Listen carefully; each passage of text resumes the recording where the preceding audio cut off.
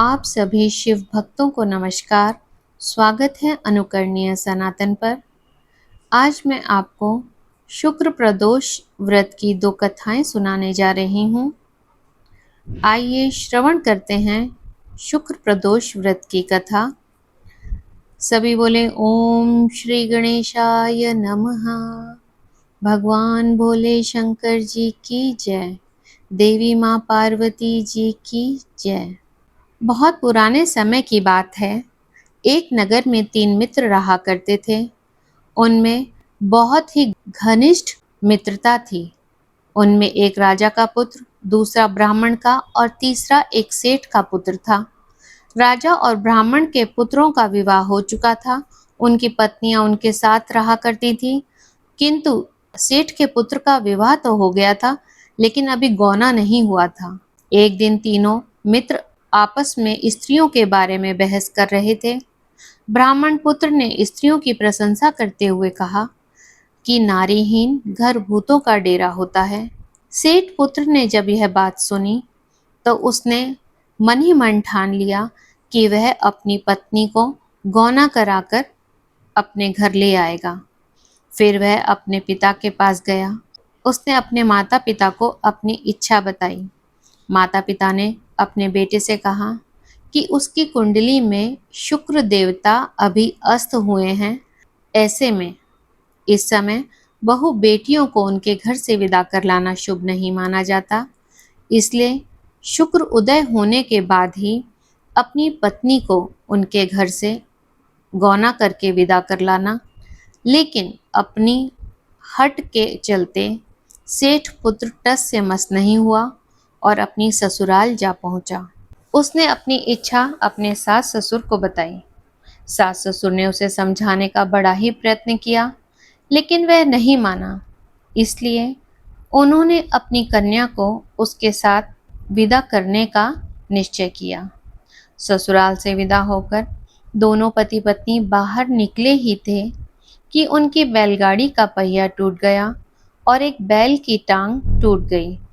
उसकी पत्नी को भी बहुत चोटें लगीं। सेठ पुत्र ने आगे बढ़ने की कोशिश की और तभी रास्ते में उन्हें डाकुओं ने घेर लिया और उनका सारा सामान लूट लिया। सेठ का पुत्र अपनी पत्नी के साथ रोता पीटता अपने घर पहुंचा। इसके बाद घर पहुंचते ही उसे एक सांप ने डस लिया। उसके पिता ने वैद्य को बुलवाया। उसे देखने के पश्चात वैद्य ने कहा, आपका पुत्र 3 दिन में मृत्यु को प्राप्त हो जाएगा। इसके बारे में जब ब्राह्मण पुत्र को पता चला तो वह अपने मित्र से मिलने सेठ के घर पहुंचा। उसने सेठ से कहा कि आप अपने लड़के को पत्नी के साथ बहू के मायके वापस भेज दो। ब्राह्मण पुत्र ने कहा कि आपका पुत्र अपनी पत्नी को शुक्र ग्रह के अस्त होने पर विदा कर लाया है, इसलिए उसे ये सभी बाधाएं आई हैं। ऐसे में अगर वह वापस वहां पहुंच जाएगा तो वह बच जाएगा। सेठ ने ब्राह्मण पुत्र की बात मानकर अपनी पुत्रवधू और पुत्र को वापस भेज दिया। वहां पहुंचते ही पुत्र के स्वास्थ्य में सुधार होने लगा और वह धीरे धीरे स्वस्थ हो गया। और फिर जब शुक्र ग्रह उदय हुआ उस समय वह अपनी पत्नी को विदा करके अपने साथ ले आया। सभी बोले भगवान भोले शंकर जी की जय। आइए अब श्रवण करते हैं दूसरी कथा। पौराणिक कथा के अनुसार एक नगर में एक ब्राह्मणी रहती थी। उसके पति की मृत्यु हो गई थी। अब उसके पास कोई सहारा नहीं था। वह प्रातः उठकर अपने पुत्र के साथ भिक्षा मांगने के लिए जाती और भिक्षा मांगकर खुद का और अपने पुत्र का पेट पालती थी। एक दिन घर लौटते समय ब्राह्मणी ने घायल लड़के को कराहते हुए देखा। ब्राह्मणी को उस पर दया आ गई और वह उसे अपने घर ले आई। वह लड़का विदर्भ का राजकुमार था। शत्रु सैनिकों ने उसके राज्य पर आक्रमण करके उसके पिता को जेल में डाल दिया था। पूरे राज्य को अपने अधिकार में ले लिया था, इसलिए वह मारा मारा फिर रहा था। वह राजकुमार अब ब्राह्मणी के साथ उसके घर में रहने लगा। एक दिन एक गंधर्व कन्या अंशुमति ने उस सुंदर राजकुमार को देखा और उस पर मोहित हो गई। एक दिन अंशुमति ने अपने माता पिता से राजकुमार के बारे में बतलाया। उसके माता पिता उस राजकुमार से मिलने के लिए आए। उस कन्या के माता पिता को राजकुमार बहुत अच्छा लगा।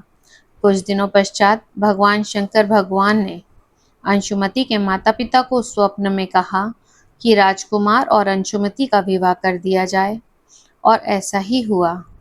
भगवान भोले शंकर की आज्ञा अनुसार उन दोनों का विवाह कर दिया गया। ब्राह्मणी के प्रदोष व्रत करने के कारण ही भगवान शंकर जी की पूजा किया करती थी। राजकुमार ने प्रदोष व्रत के प्रभाव और गंधर्व राज की सेना की सहायता से विदर्भ के शत्रुओं को खदेड़ दिया और फिर से अपने पिता के साथ खुशहाल जीवन जीने लगा। उस राजकुमार ने ब्राह्मणी के पुत्र को अपना प्रधानमंत्री बनाया।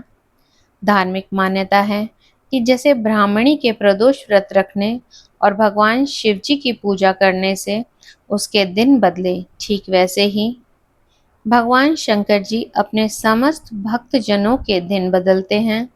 सभी बोले भगवान शंकर जी की जय। भगवान शंकर जी से विनम्र प्रार्थना है कि हे भगवान, जैसे आपने विदर्भ के राजकुमार ब्राह्मणी और उसके पुत्र को अच्छे दिन दिखलाए, वैसे ही आपका जो भी भक्त इस कथा को सुन रहा है, आप उसकी सभी मनोकामना पूर्ण करने की कृपा करें। सभी बोले भगवान भोले शंकर जी की जय। देवी माँ पार्वती जी की जय। आप सभी का इस कथा को सुनने के लिए धन्यवाद।